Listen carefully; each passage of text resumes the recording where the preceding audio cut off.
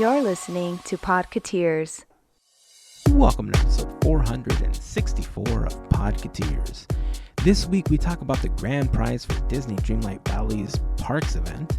Mel tells us about a musician she found who brings us a great rendition of the iconic 90s X-Men theme and plays a Pirates of the Caribbean medley with Hans Zimmer.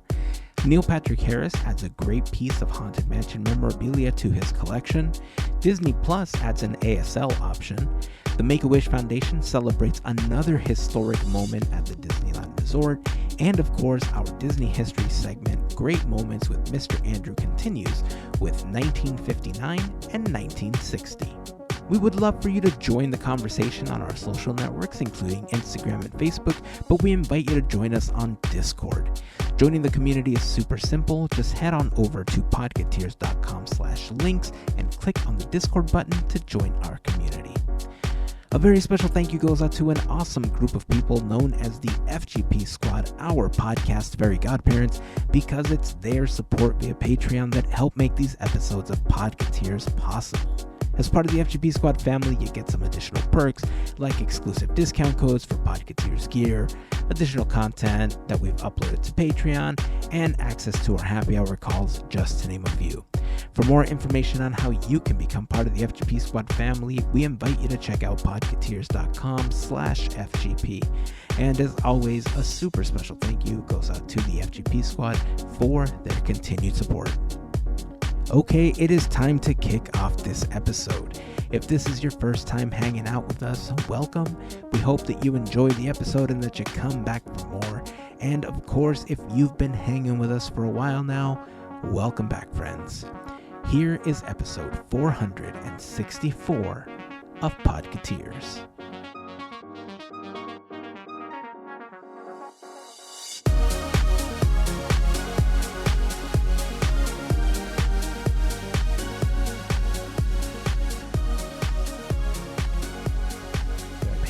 Get your head in the game. Get you. Oh, I feel like I need a basketball now. Get your head in the game. I'm working on, it's stuck in my head because I'm working on High School Musical Junior right now at one of my theaters. I was just about to ask you if you've ever done that. I'm doing it. Would be my second time doing it. High School Musical Junior. So yeah, it opens Friday. So we're in the thick of it right now. So it will be. It's going to be a good show. It's fun. It's a lot of just fun with the kids. You know, their kids are having a good time. The lights are going to be fun. I think everybody's going to be excited. So, what age group is this? This is what is it? 10 to 18. Oh, okay, so junior high kids to high school kids, basically. Yeah, exactly. Okay. So the junior branded scripts they are for ages below 18 and below. So we could put 5-year-olds in it if we wanted to, but it'd kind of be weird to have 15-year-old and a 5-year-old in the same play. I mean, it still is kind of weird having we have 10-year-olds and they're playing high schoolers, but it's theater. It's willing suspension of disbelief. So it's a good show nonetheless. Hey, listen, the Real High School Musical on Disney Channel had 30-year-olds playing 16-year-olds. So I think you're fine. I think the age gap is appropriate. No, it's not a big deal. Nobody's gonna care. It's it's just very funny because the height discrepancies between the 10-year-olds and the we have I think a 17 or 18-year-old, and it's just okay, one is 4'1" and the other is 5'9", and so it's just it's a big gap. But either way, get your head in the game, I guess. He's wearing his puka shell necklace in it. He's got it all. Oh man, the style at that time, so good. Hey, so I was a big fan of Disney Infinity, right? Oh, yeah. For a really long time. Uh-huh. My kids have recently gotten back into the game, and so they're going through all of the play sets. They're trying to 100% everything in the game, right? And I didn't want to show you this, Mel, because I didn't know how you were gonna feel, but so I have this character here. Oh, yeah. Whoa. but her head fell off. So Oh. poor Maleficent. And sadly, this is one of the worst parts of the Disney Infinity characters, is that some of them in the mold, I guess, they didn't take into consideration that the necks were going to be super small, or arms or legs. Like Helen broke multiple times. I think Violet's head fell off at one point because it was way too big for the tiny neck. It looked like a toothpick holding up that big old bobblehead of hers. So sadly, Maleficent's head has fallen off, and I'm trying to figure out how to attach it. I know that I can use like a decent epoxy. Yeah. Mm-hmm. But I think what I'm going to do is I'm going to probably open up a staple, and I'm going to put it inside to kind of add like a little bit of a brace before I glue it down, so that it has maybe a couple of staples or something. That'll work. Yeah, this is sadly the one thing that I hated about the Disney Infinity characters, that some of them were just kind of flimsy. They fit the character, but when you look at a character like Sully that was just all beef, that was never going to break. Hulkbuster, never going to break. But stuff like this broke all the time, and it was just sad. So It's when they get excited and just want to make that design, and it happens. Yeah. And it's funny because now that they've been going through the characters, I realize that a lot of the models in Speedstorm really, really do look like the Infinity characters. Like before, it was just kind of like this visual connection that I made when I was playing the game. Uh-huh. But now that I actually look at the models, they really, really look like the Infinity models. If Gameloft somehow got access to all of these characters that existed, on top of the characters that were never released when Infinity was canceled, they got all sorts of characters they can pull from now. And now there's people making correlations between Speedstorm and Dreamlight Valley, because they're saying that, you know how they talked about how in the summer we're going to have a princess racing into the valley? Yeah. And so Belle has been a part of every piece of marketing for Dreamlight Valley, but she's not there yet. But Belle is one of the racers in Speedstorm. They're like, well, she's in Speedstorm, so that means she's going to be in Dreamlight Valley. And in my head, I'm thinking, as rad as that would be, I don't think they're going to cross like games like that. I think they're going to keep them independent from each other, unless they do decide to do it, and it turns out to be Vanellope. That's the racer that comes into the valley this summer. And if you get the Vanellope or unlock Vanellope and you happen to have a Gameloft account, it also unlocks it in Speedstorm or something like that. Like, I don't know. That would all actually these be pretty ideas good. Right? Yeah. So maybe there is a good opportunity for them to cross-platform it. But considering that Dreamlight Valley has a bunch of... Oh, did I tell you that I sold all my pumpkins finally? Oh. Dude. Yeah, okay, so I'll tell get into us. that in a moment. I'll get into that in a moment. But considering that Dreamlight Valley has like the coins and the moonstones, right, as currency, and Speedstorm has 374 ways to pay for things, it's just going to overcomplicate things. They really don't have that many ways. They have like 4 ways to pay, but still, it can get confusing when you first play the game. They have regular coins. They have coins that you get as part of like the season pass thing that they have going on. There's racer shards, there's crew member shards, there's all sorts of weird currencies in Speedstorm. So I think once we're playing, so good news, I'm getting closer and closer to doing the Twitch thing for the gaming stuff. So Nice. more Yay. info is coming up on that really soon.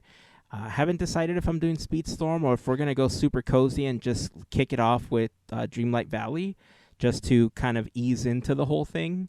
But, everything is up for grabs right now. We have so many games to play. If we're going to be doing it, I don't think we have to limit it to just the Disney games. I have Hogwarts Legacy that I've been playing. We have all sorts of other stuff. So anyway, more on that coming soon, very, very soon. Pretty excited about that. So back to Dreamlight Valley. I have a complaint before I tell you about the pumpkin thing. Okay. they did this whole parks thing, right? Like, oh, you Right. get 300 and blah blah blah and this and this. And I first of all, I want to, I guess, apologize to the community for not thinking that we would reach any of these goals, because you were right, Andrew. We reached the goals, and apparently we did it in record time. And we were talking about this on Discord. I think Albert was the one that brought it, posted about it. Is that we got a teapot that matches the Mad Tea Party, and we don't even have the teapot yet. It's coming in like update 5. Right. And then they gave us moonstones. Woohoo. So, first of all, thoughts on what this grand prize was at the end that they were really pushing, this like secret parks prize or whatever. You know when you go from like really positive and then the more you think about it, you're like, gosh, this is more negative, negative, negative. This is not positive at all at the end. So, and when we were talking about this, I at first I was like, oh, you know what? I'm kind of grateful that we have this. We got something, whatever. And then the more I thought about it, I'm like, wait a minute. I could get 500 in like what, a few days if I wanted to look for the chests. And then Yeah. I got upset. I was like, wait a minute. This is nothing. This doesn't buy us anything. And then I got mad. I was like, all right, I'm with you guys. I get it. Yeah. Yeah, what it seems to me like, I don't know. I'm probably making things up, but the way it kind of is laid out and how it was marketed, like secret whatever, I have a feeling like they're like, okay, we're gonna make this thing. We're gonna make the monorail, and we're gonna make it. And then they ran out of time and didn't finish it in time. So they're like, okay, what do we have that we can just like give them? Oh, well, we already have the model of the tea, like the Mad Tea Party teapot. Just make it small. And okay, we'll put that over there. That's their prize. 500 moonstones in this thing. And then maybe they'll release the monorail in a future update or something, because it really seems like that's what we were getting, was the monorail with the secret shadows and all this stuff. And just, Disney parks, this, and they were, it was all kind of leading towards some sort of big something. And then it was a teapot. So yeah, I think in my like conspiracy theory brain or whatever, they ran out of time on modeling the thing, or couldn't figure it out right, or whatever, I don't know, and so we ended up with teapot. Yeah. I'm inclined to agree with you on this one, because I mean, you pointed out that in the original artwork, they had the shadow of what looked like the monorail in the background. And so Yeah. there's always these like Easter eggs, right? There's these little hidden things that, make us excited about what's coming and what's not. And so I got excited because when you pointed it out, I was like, oh my God, that does look like the monorail. Like, we're getting the monorail. This is so cool. But when I saw the Wheel of Death, Mickey's Fun Wheel, or the Pixar Pal Around, and then I saw the teacups and I saw the Dumbo attraction. They look super cool, but there's a part of me that feels there's a detriment to not giving you the ability to board the attraction and actually like enjoy it, right? The fact that it's just a decoration kind of works against it. And then I thought about it, and I felt, wait a second, these characters are pretty large. There would have to be some like weird Disney magic and perspective that would have to happen so that when they walked into the attraction, they kind of shrunk down to the size that's appropriate for it, or else it would look kind of funky, right? Right. So, but it's a game. It's Dreamlight Valley. They could do whatever they want with it, basically. Yes. And so I'm inclined to agree that for the monorail, if that truly was the prize, I do think that they ran out of time, or they couldn't get the dynamics to function, or maybe they couldn't figure out how to get it to lay in a certain place because it would take over other attractions, or maybe it clipped into other things, and who knows, right? It could be a bunch of different things that happen. But honestly, the more that I thought about it, because this was the Disney 100 celebration, I honestly began to think that it wasn't even the monorail. I thought it was going to be the partner statue that they promised us last September. Because Oh. if you remember on Discord, I had posted the concept art of the partner statue that was coming according to them, right? And Mm-hmm. so it was a really vague post. They said it's going to be coming sometime next year. And I figured, okay, well, what a better time to drop this than during the Disney 100 celebration Star Path. Mm-hmm. And then we got nothing. We got these moonstones. And I mean, I get it. The devs don't have to give us anything. These are just like fun little things. And it is what it is. I don't want to like seem ungrateful. This definitely seems like one of those situations where as a community, we read a little too much into the background and we just kind of imagined what it was. You know, we wanted to wish this into reality, but I think we're closer to what Andrew is saying. I think they just couldn't get something to work. They ran out of time and they were like, "Oh, damn. We thought this was going to take another month or so." And so, oh well, it is what it is. I'm there with you. I have a slight bone to pick with the team. I appreciate everything they've done. I'm sad that the Mad Tea Party ride doesn't even play the music. That's like the one Yeah. iconic thing is the unbirthday song. And it's like, Yeah. oh, I had it. No. But also, ooh, okay. I'm gonna be a little negative again. Sorry, guys. So the Small World columns, adorable. I have like 4 because it's just cute. But they just released in the premium shop the exact same thing, but in color, as if you were to see it in Tokyo, I believe, or Hong Kong. Yeah. So it's like, why? Why?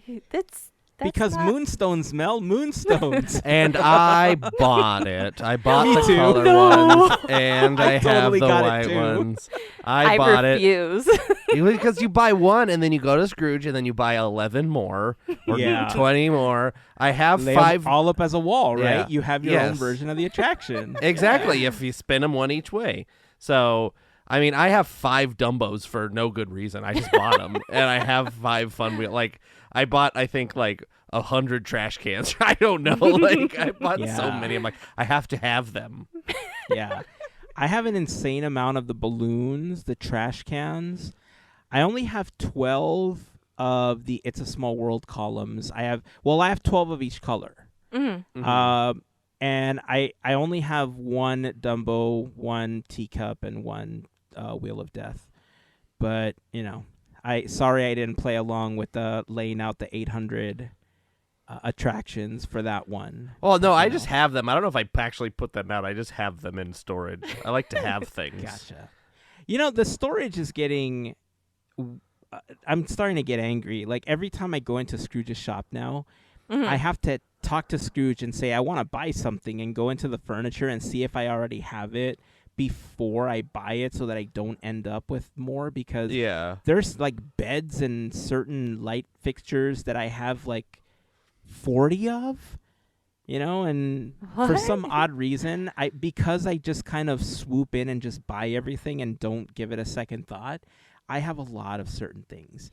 As a matter of fact, I have like over 300 wooden chests right now that I have to figure out what I'm going to do with, because, yeah, like I said earlier, I sold my pumpkins. Yeah. I'm preparing the video. I'm preparing the video of selling the pumpkins. Do you guys want to guess how long it took to get the whole thing done? Crashes and all? Whoa. 6.5 hours. Oh, wow. Wow. You damn Wow. near nailed it, dude. It was close to 7 hours. Wow. It was close to 7 hours to sell everything. What I ended up having to do was I moved my house right in front of Goofy's stall in the meadow.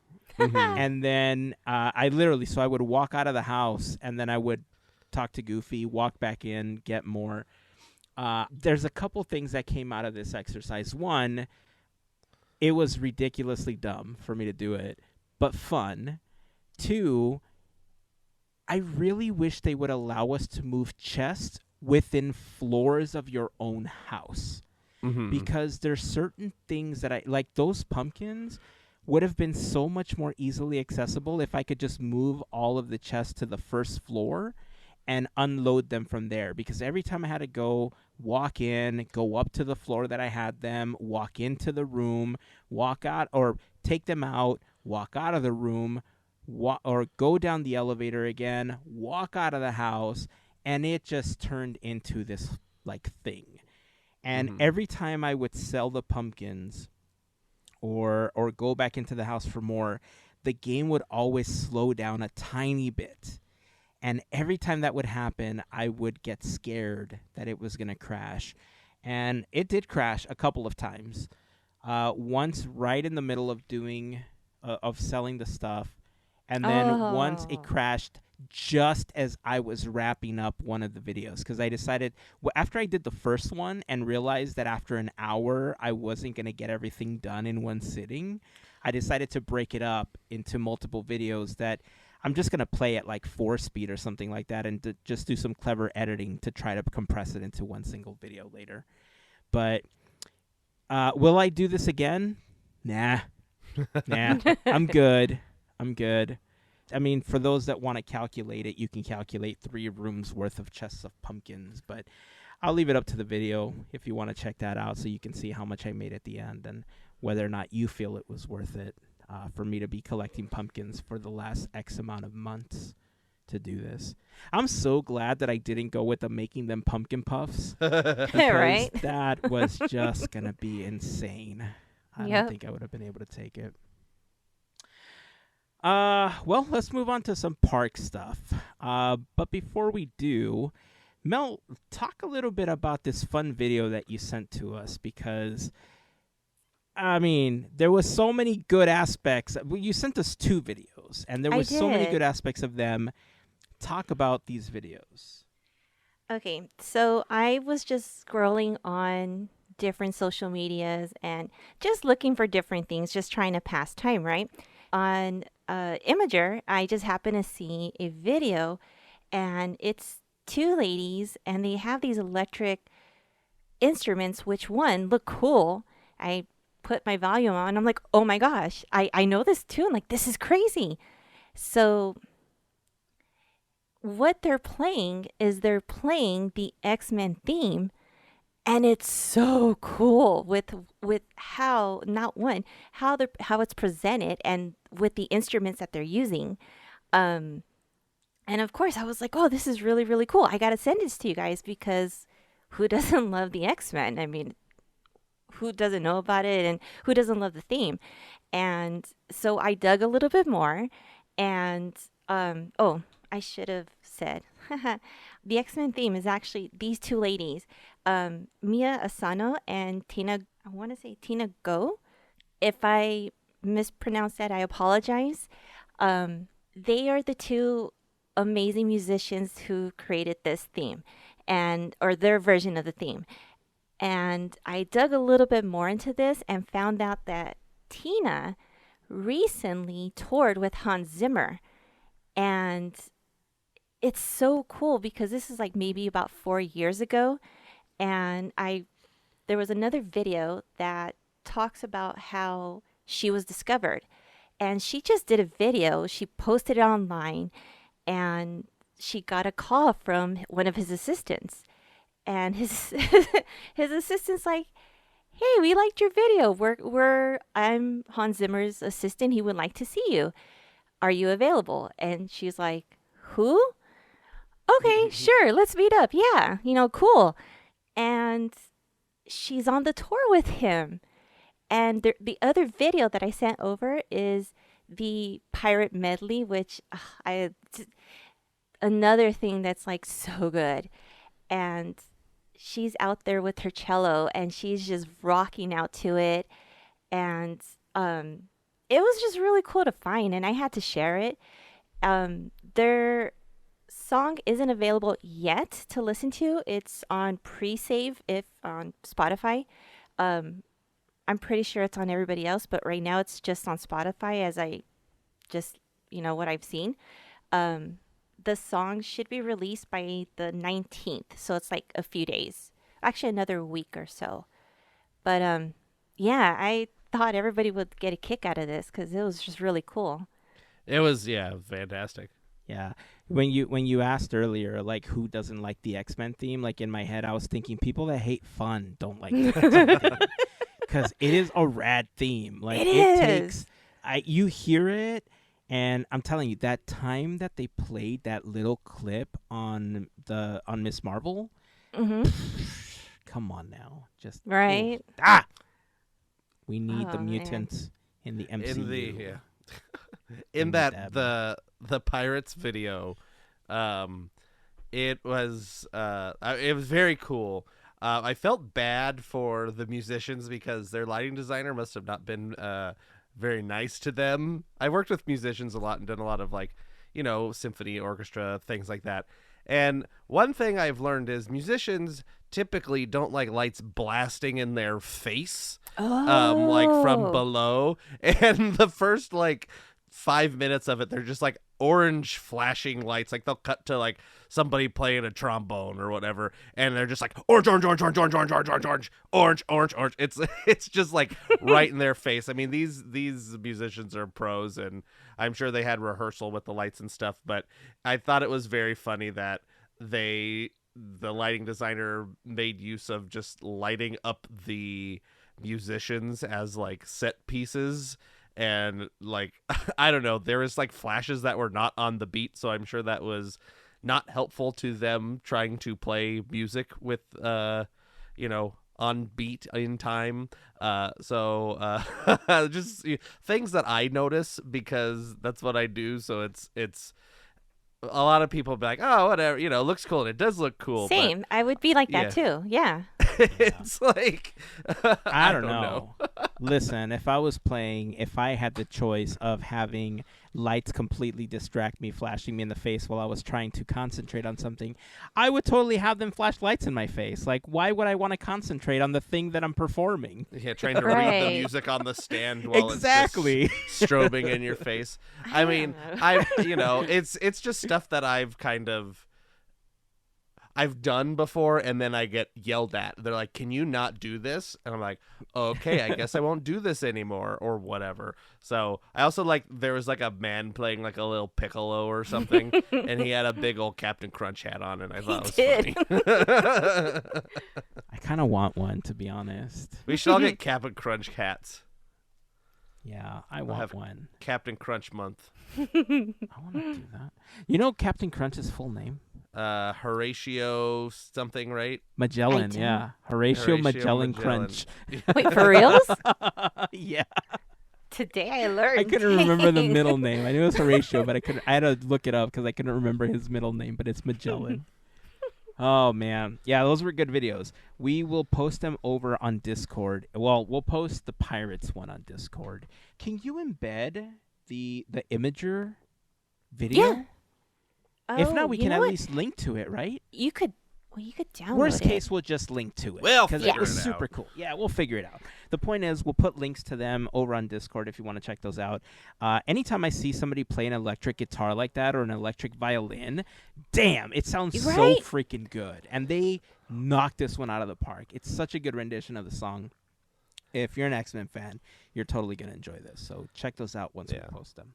The Pirates one also had like a guy playing a 12-string electric guitar, and they had That's like so good, an man. accordion man that Yeah. was like trying to steal the show. I'm like, listen, accordion man, we're all here to see this cello lady who's up front and center, and he's like waltzing in, and he's like, look at me, I've got the accordion, and you don't even hear the accordion. I don't even know they had it on. He was just kind of like squeezing his little squeeze box, going across the stage, and all paired on his shoulder.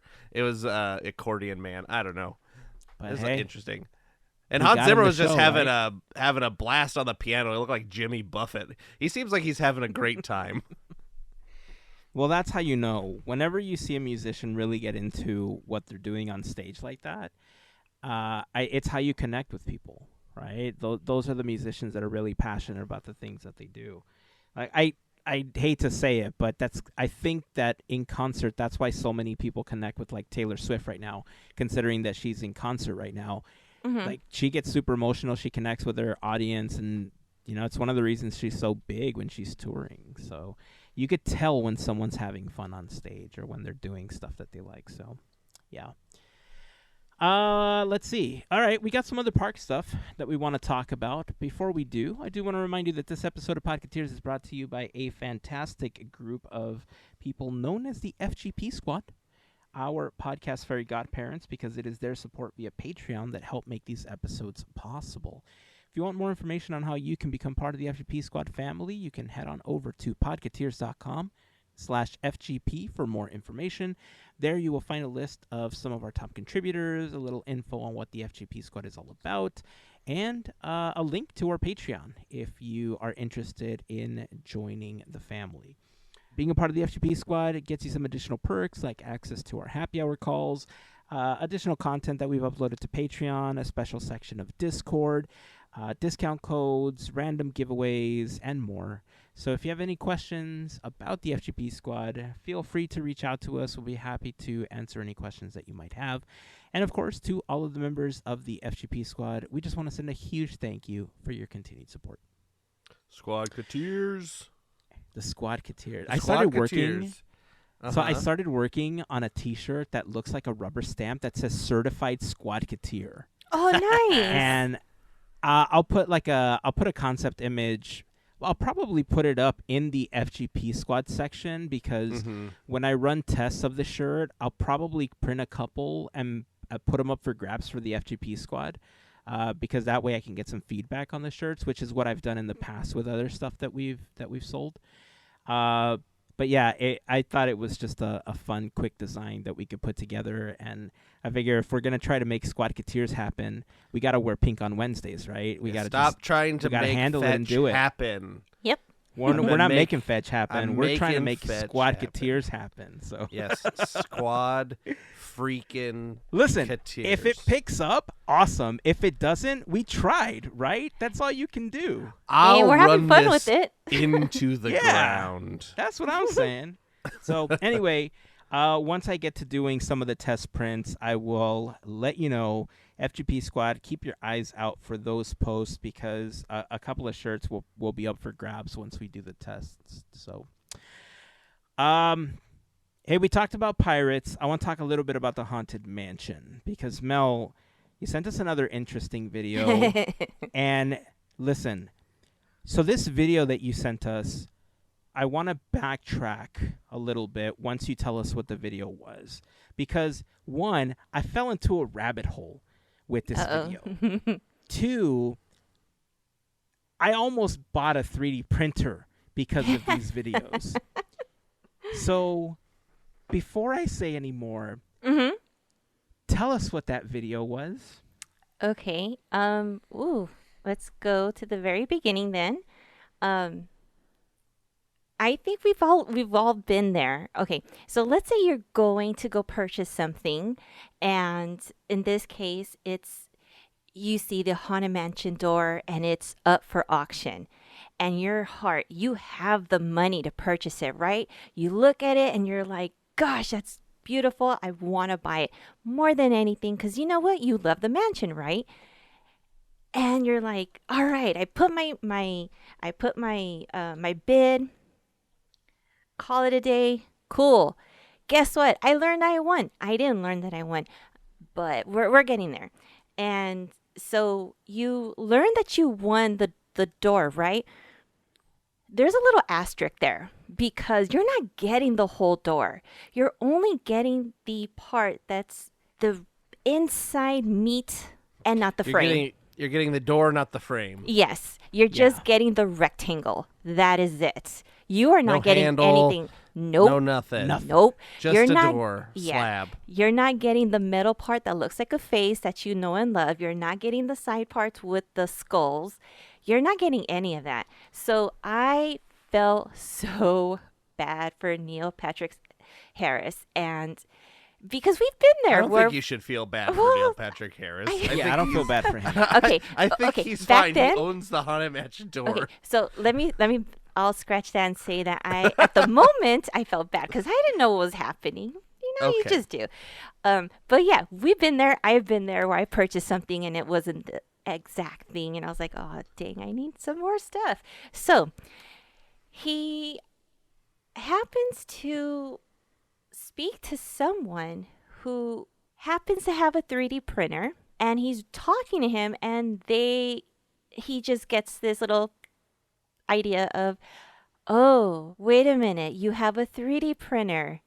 Let's try to figure this out, and let's try to see if you could 3D print a door frame and the metallic piece that goes inside that door frame. Oh, I'm getting chills because, man, the way that they go into detail of how they go from there and how the door is made is just, it's just so cool because you get to see the details and what happened, how it went through, how it's done, all the detail and the work. And this took about 30 days. I want to say about 30 days, which is insane.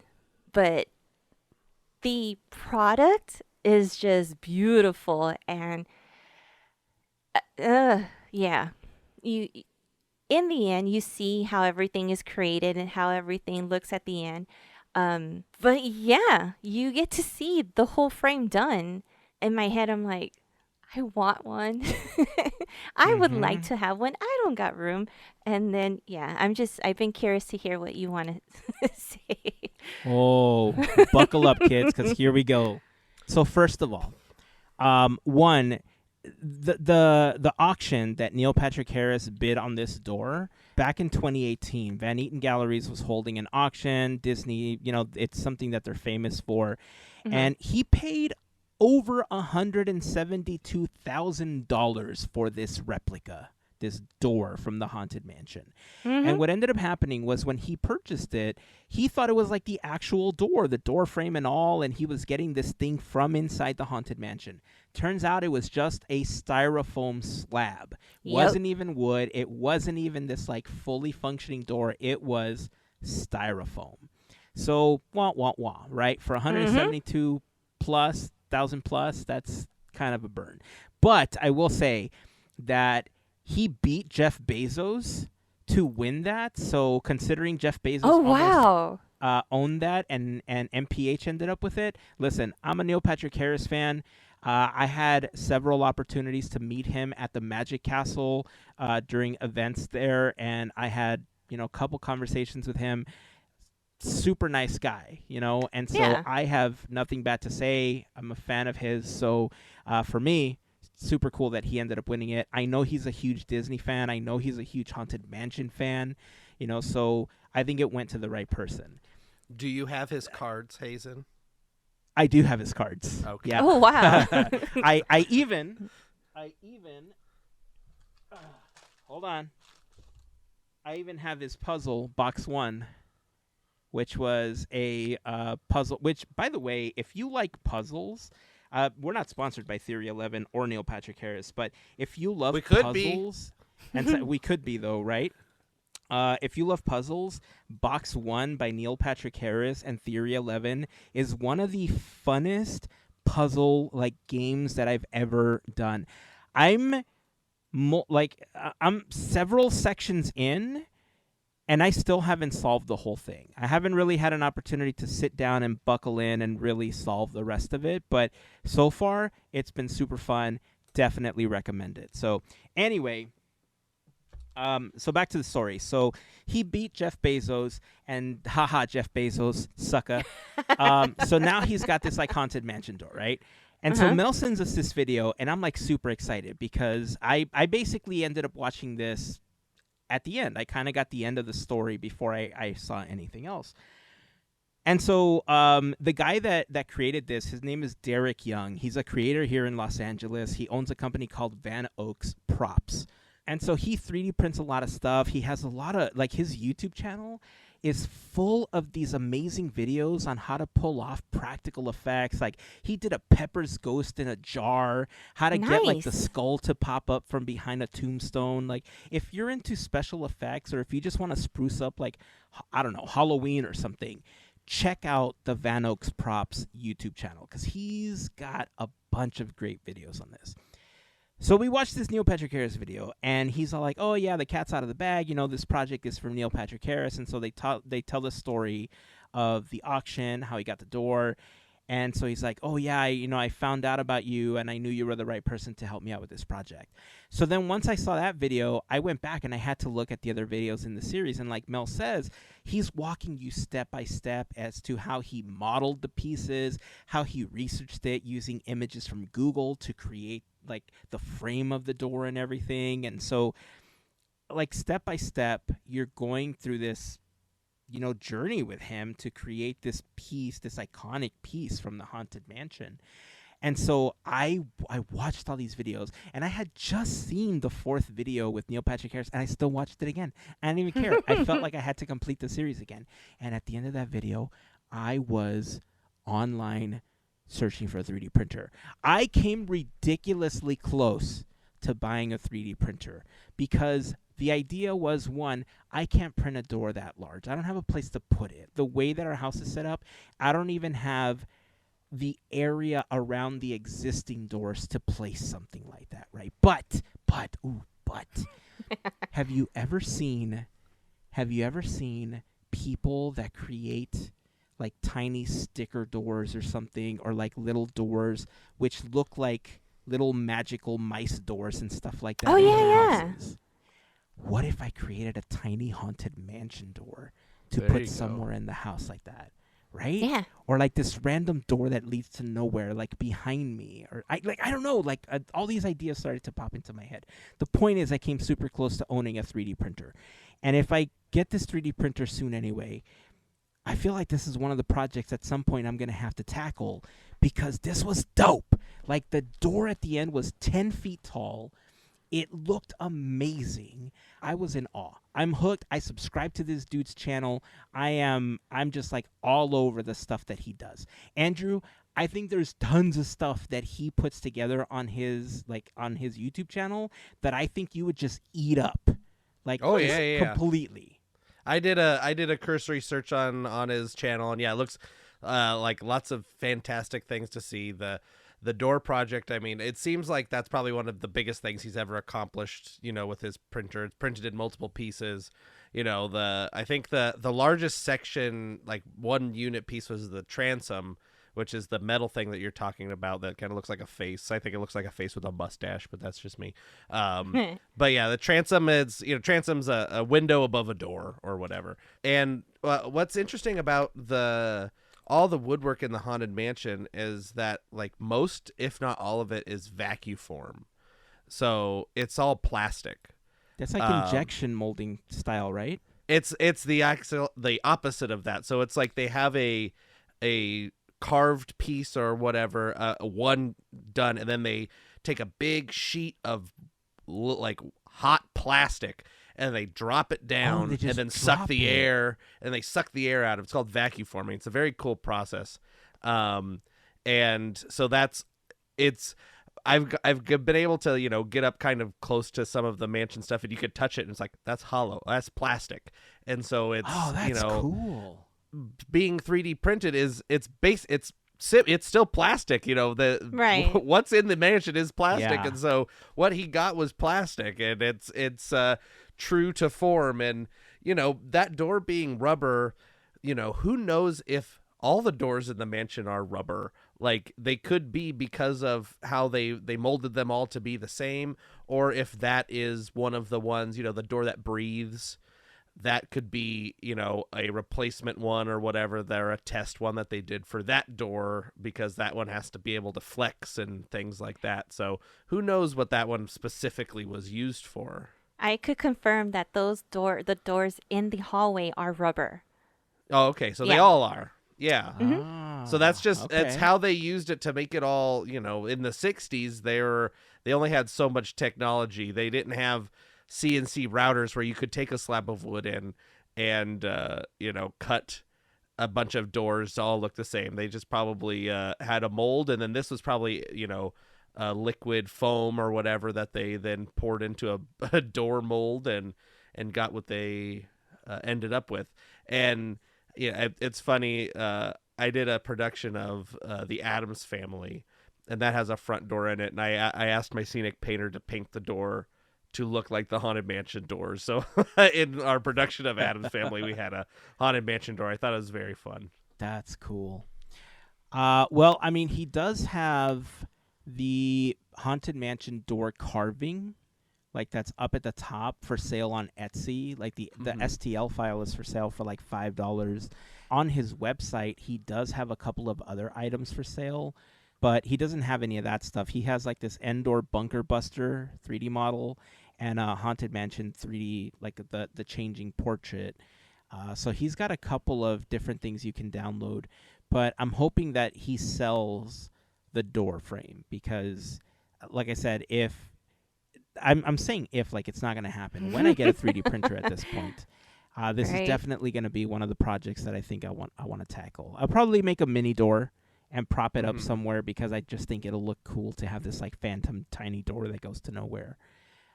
But man, this project, I don't know. I watch people create stuff with their 3D printers, and I'm like, there's so many things that I feel like I've wanted to make, and not even like cool gadgets or like, I don't know, an Iron Man suit or a Hulkbuster suit. I don't know, whatever you want to call it. Like practical things, right? Like I have this old train set from like the late 70s where there's a couple of parts that broke off, and so it doesn't move on the track anymore.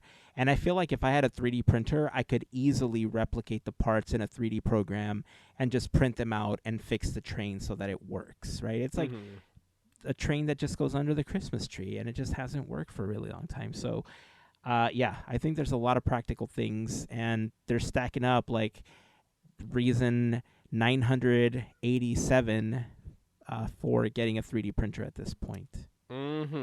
So, anyway, I thought that was such a rad story. I want this store. So, whew, yeah. Way to go, Neil Patrick Harris. You now have a frame to go with that foam door. And if you don't want that foam door, let me know. I mean, I will figure out where to put that. You know, I'm just saying. Anyway, let's see. We're going to hop over to Disney Plus for a moment and talk about something cool that was recently added. You know, we've always had options for different languages, either dubbing or subtitles and stuff like that. And that's pretty common in services, right? Netflix has it, Hulu has it, Disney Plus has it. Like it's a pretty common thing. They don't always function very well. Sometimes you get like weird translations and you get the wrong words and stuff, but hey, you know, nonetheless, it's there to help you. But Ant-Man kind of made history, I think. I want to call it that. I want to call it making history because back in April, ahead of National American Sign Language Day on April 15th, Disney Plus released Ant-Man with an ASL option. When you put it on, you see a person on the bottom just signing the film. Oh, really? And I thought that was the coolest thing ever. It totally was. And it didn't block the view. It didn't do any of that. It's just so cool because when you do that, it's different than caption because you get to see their face, like their reactions and how they would feel, how they would, there's different ways on how you would set your face to certain questions, different things like that. So I thought that was cool. I love ASL interpreters, like especially just at Disneyland, like when they have like performances or parades, like it's so much fun to see them because at the time I didn't know much, but you still feel that, like how their emotions are and stuff and how they're trying to interpret everything.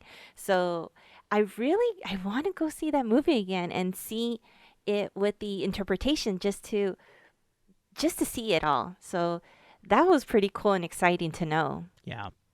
I'm not exactly sure when they're going to add this option to other films or if they've already started. This happened a couple of weeks ago as of the posting of this episode. But, I mean, hey, it's a start, right? Yeah. I don't know if this is something that other services do. I know we talked about the closed captioning and, the subtitles in different languages or the overdubbing. But I don't think anyone else has done this. If anybody else has, please let me know. So we could talk about it in an upcoming episode. But I just thought this was one of the cooler features of Disney Plus. Like, the app may be broken and it may have all sorts of problems, but this is a cool feature. Good on you, Disney. Yeah, and it's cool too that, like, I just looked it up because I hadn't seen it before. It's like they put the person in front of a green screen, so all you see is the person. They're not like in a box or anything, so it takes up like the least amount of screen possible, so the person watching can, you know, get their information and still be able to watch the film. So I think this is a great technology that you know, that seems like it should have already been around. Like, I mean, I guess closed captioning exists, but I would assume, you know, I am not deaf and I do not understand ASL very well. So I don't know, but I'm assuming that it's easier to like understand ASL than like read a bunch of captions. I think they can probably, I would assume, go faster. Yeah. That's why this option exists. I don't know. Maybe a deaf person can let us know, because I do not know much of anything about ASL. But I'm glad that the option exists, and hopefully they you know, release this for more films. You know, start with the classics. I don't know. Start with whatever you want.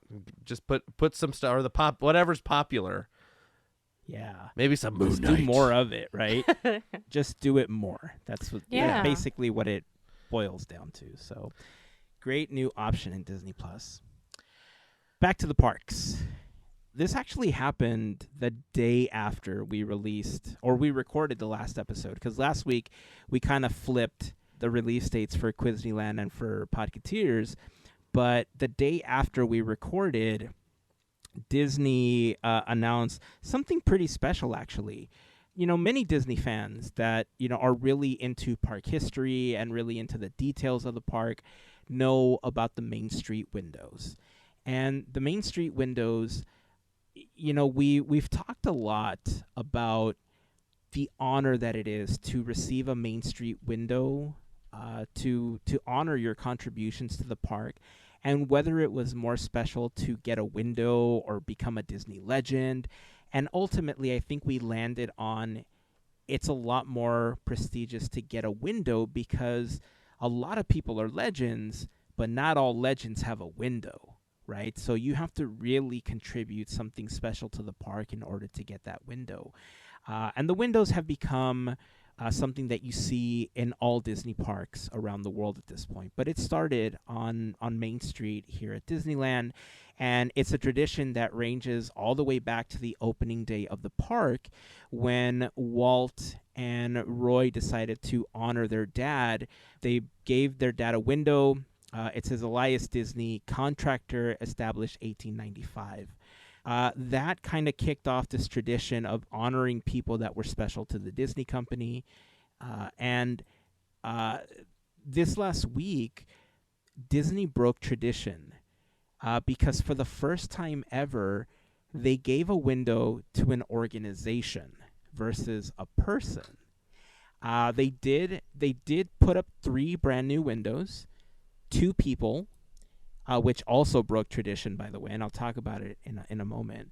But the 3rd window belongs to a nonprofit that many of you may be familiar with, the Make-A-Wish Foundation. The Main Street windows have always been reserved for Imagineers or for people that have contributed to the company in some way or form, you know, whether they help with the construction or, you know, their service, like music, you know, like the Sherman Brothers have windows. Artists like Mark Davis and Alice Davis have windows. Bob Gurr has a window. Tony Baxter has a window. You know, so any Imagineer or any cast member that has significantly contributed in really impactful ways has a window on Main Street. So it was kind of historic for Disney to break that tradition by granting these 3 windows. And before I talk about the 2 other windows for the 2 people that they honored additionally, your thoughts on Disney granting this Make-A-Wish window? Very sweet. Very, very sweet. I got I shouldn't have read into I went to a rabbit hole learning about the 2 that you're about to speak about, and it's like, oh man, wait. I was like, nope. Can't be crying right now. But it's really, really sweet. And yeah, you mentioned it's basically just Imagineers that have these windows, but Make a Wish has done something for so long for so many kids that it deserves one. And especially where it's located is just perfect. Like, I don't know if they saved those windows. We don't know that, but it just worked out perfectly. Even if they planned them out later on or, they figured it out, it's really, really sweet. Yeah, so go Disney on that. And yeah, it's just really sweet. I'm gonna Yeah. stop. Yeah, it's Breaking Tradition is I think they did it for a good cause, bringing awareness to the Make-A-Wish Foundation. Disney has been partnered with the Make-A-Wish Foundation for quite a long time now, and illnesses uncured or however Make-A-Wish does their thing. A lot of people use their wishes to go to Disneyland, Disney World, etc. So it's only fitting that they kind of, I don't know what to say, have, there's a partnership there, and it seems like it's going to be going on for a while. So it was done very tastefully, and I think it's a good reason to break tradition. Yeah. Yeah. Well said. If they are going to do that, I think, like you said, this was a perfect reason to do it. As you mentioned, Disney has been working with the Make-A-Wish Foundation since 1981. And as a matter of fact, the very first wish that was ever granted at Disneyland was in 1981. One of the windows was created in honor of the first person that received the wish at Disneyland. His name was Frank Salazar, and Frank's window says, Frank's nickname was Bopsy, and so the window says, Disney Magical Wishmaker Society founder, Frank Bopsy Salazar. So I thought that was just a super special way, to commemorate the fact that he was the first person that ever got a wish granted from the Make-A-Wish Foundation, and that it was at Disneyland. The second person that they honored was Chris Grecius. And Chris Grecius was actually the reason the Make-A-Wish Foundation was even created in the first place. I want to say it was back in 1979, back in late 70s, I want to say. I don't remember the exact date, but I think he was suffering from leukemia. He wanted to be a police officer. He passed away, but, in honor of the Make-A-Wish Foundation becoming this nonprofit organization, Disney also commemorated him with a window that reads, Special Agent Department of Hopes and Dreams Enforcement, Chris Grecius. Right in the middle of those two, there is the actual Make-A-Wish Foundation window. The tagline for that one reads, Where there's a wish, there's a way. I was watching the celebration from the park. Window dedications are just really special times in the park. They don't happen very often. So if you ever have an opportunity to attend one, they don't always advertise them to the public, but if you happen to be there or happen to know that when it's happening, it's a very special thing. I've had an opportunity to attend a couple of them, and if you're a huge Disney fan, prepare to get teary-eyed. That's all I'm going to say, because they are emotional celebrations of anyone that they are honoring. And this was, no exception. It was funny because they had like trumpet fanfare and everything. At one point, they were introducing Josh D'Amaro, and he wasn't coming up, and Ken Potrock jumps in, and he starts like, oh, yeah, I just want to quickly, honor this person and this person. And he's like, and here's Josh D'Amaro. And the trumpet was like this really long, like Oh no. and so they had to live through it a couple times. And by the time Josh got up there, they start playing the trumpet, and it was just as long as the last time. And he starts kind of bobbing his head, and he's like kind of laughing, like, okay, we gotta wait for this to happen again. So I thought that was pretty funny. Anyway, super fun way to commemorate the Make-A-Wish Foundation and two very special people for that organization. And if you ever want to take a quick glimpse at the windows, they are in what is now considered the Wish Lounge at Disneyland. That is right next to the First Aid building. The First Aid building, the easiest way to find it is go find the corn dog cart and look to the right. Yeah. That's the best way I can tell you where it is. If you know where the corn dog cart is, you know where this building is. Super cool. When I saw the announcement, I just thought it was a really great way to celebrate that. Okay. I think it's time to start to wrap up this episode with a few more great moments from a great man named Mr. Andrew. Oh, so nice of you to say. I'll take it where I can get it.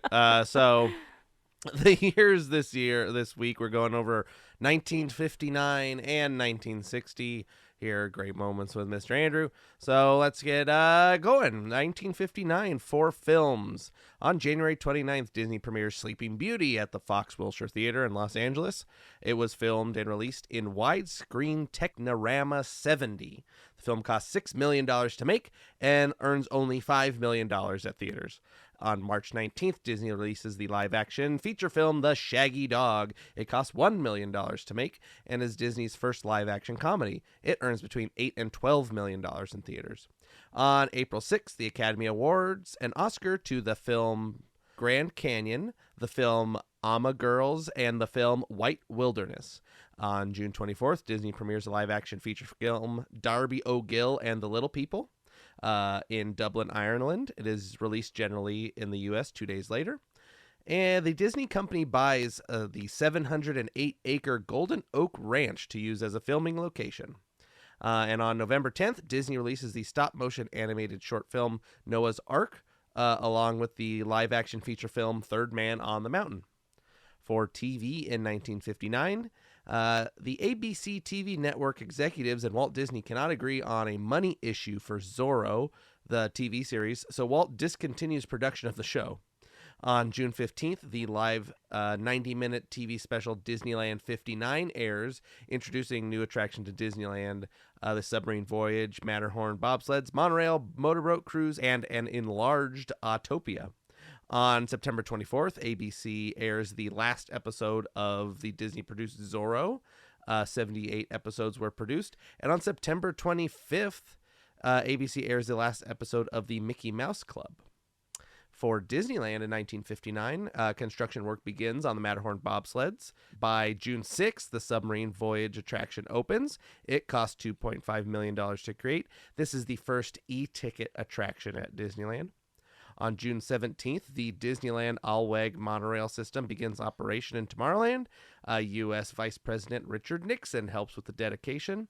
The same day, the Matterhorn bobsleds opens. It is the first thrill ride at Disneyland and is the first ride in the world to use the cylindrical rails and urethane wheels. The mountain is 147 feet high, a 1/100th scale of the real Matterhorn, and uses 2,175 steel girders. The final cost of the attraction is $1.5 million. The first riders are Walt and his family and Richard Nixon. Also that day, the submarine voyage is officially dedicated. Other things in June, the Fantasyland Autopia opens in Fantasyland. It's the second Autopia at Disneyland. It's created due to the popularity of the original Autopia. And the enlarged motorboat cruise begins operation in Fantasyland. On July 25th, the number 4 train of Disneyland Railroad begins regular service. It is named the Ernest S. Marsh.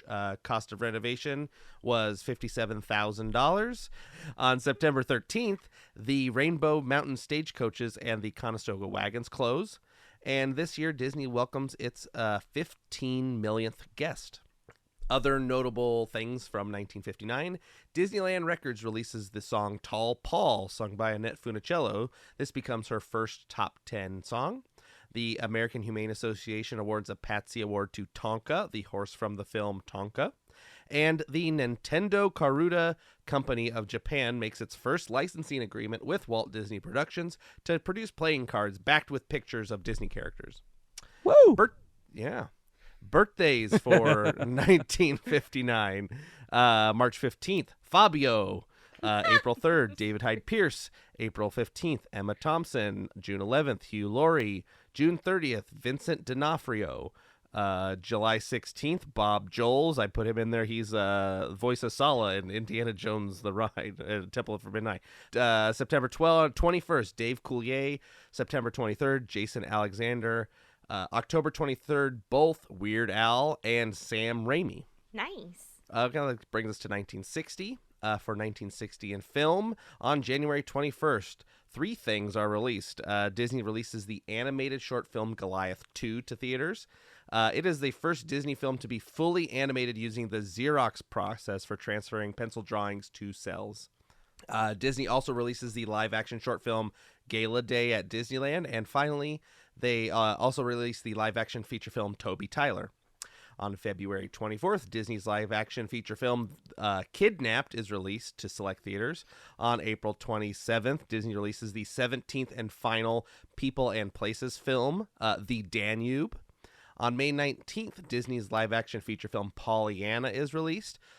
Also in May, Walt Disney travels to London to visit P.L. Travers and successfully negotiates the rights to turn Mary Poppins into a movie. On August 10th, Disney releases the live-action short film The Hound That Thought He Was a Raccoon to theaters, with Disney's last true life adventure film Jungle Cat. On October 18th, the live-action film 10 Who Dared is released. It's based on the journal of Major John Wesley Powell. And on December 23rd, Disney's live-action feature film The Swiss Family Robinson is released to theaters. It costs around $5 million to make.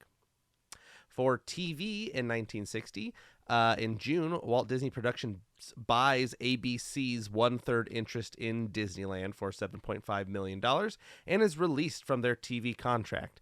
ABC cancels Zorro and the Mickey Mouse Club, and Disney makes new television agreements with NBC for 25 shows per year for 3 years for $5 million per year.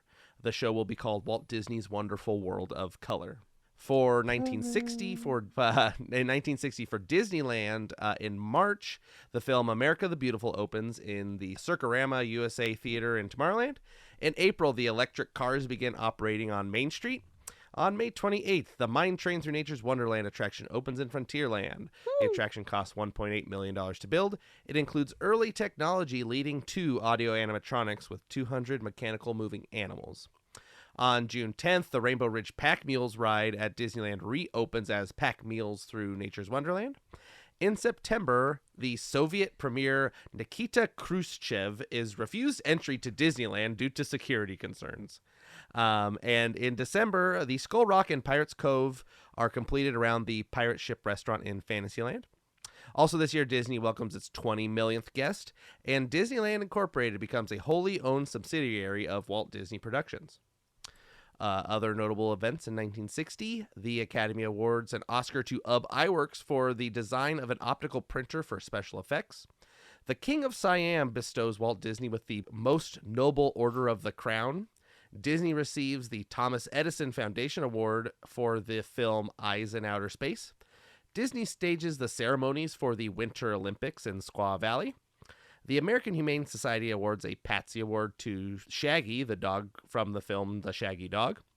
Walt hires the songwriting team of Richard and Robert Sherman. The Duckster Award is created and used to honor those who have been in service to the Walt Disney Company. And Walt receives an honorary diploma from his high school in Marceline, Missouri, and dedicates an elementary school in his name. Birthdays in 1960, February 18th, Tony Anselmo. March 13th, Joe Ranft. April 14th, Brad Garrett. July 14th, Jane Lynch. August 10th, Antonio Banderas. August 21st, I can't talk. I'm so close to the end. August 21st, Bob Chapek. October 24th, B.D. Wong. November 7th, RuPaul. November 11th, Stanley Tucci. And December 26th, Tamira Morrison. And that's it. My voice is all going out. That was great moments with me, Mr. Andrew, as I guzzle some water down. Good job. Yay! You pulled through. And it was like half the length of the other ones.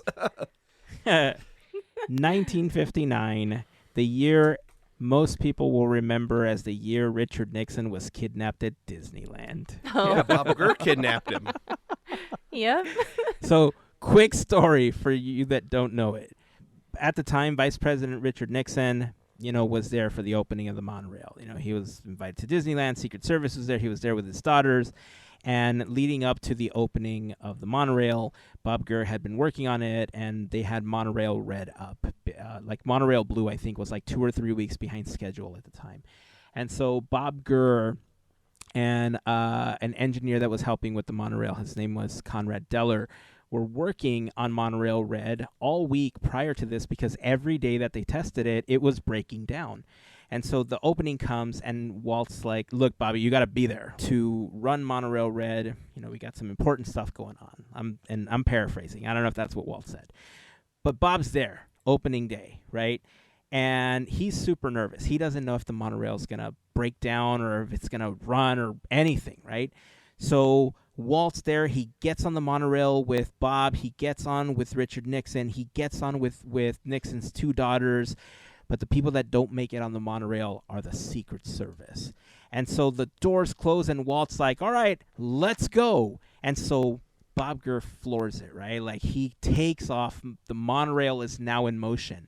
And according to what Bob Gurr has talked about in the past, apparently the Secret Service was running after the monorail because technically they had, like, he and Walt had now kidnapped the vice president on the monorail at Disneyland. So they were chasing them down to make sure he was okay. Ultimately, the monorail ran just fine. He was super happy. Richard Nixon's girls were like, that was so fun. Let's go again. And as Walt was saying, let's go again, Secret Service is like, yeah. Hey, whoa, slow your roll. Not this time. So, yeah, Bob Gurr and Walt Disney kidnapped Richard Nixon at Disneyland that year. Oh, boy. It's one of the funniest stories of Disneyland history that like always makes me laugh, no matter how many times I've heard it. So that's it. Anything else before we wrap up this episode? One thing I want to say, Muppets Mayhem comes out the day this posts, so on Disney Plus. So everybody watch it, because I want to make sure people, like, they keep making more Muppet stuff, so we have to watch it to make sure that they keep making Muppets. So everybody watch the Muppets Mayhem on Disney Plus. Yeah. I'll be watching it. It's coming out. I'm sure it's going to be great. Even if it's not, watch it, so they keep making Muppet stuff. Put on loop. And even if you can't watch it, just let it play in the background while you're Exactly. working. All day. Just on a loop, episode 1. Agreed. All right, that's it. That's going to wrap it up. Until next time, keep dreaming, keep moving forward, and always remember to pass on the magic. Have a fantastic week, everyone. Bye. See ya.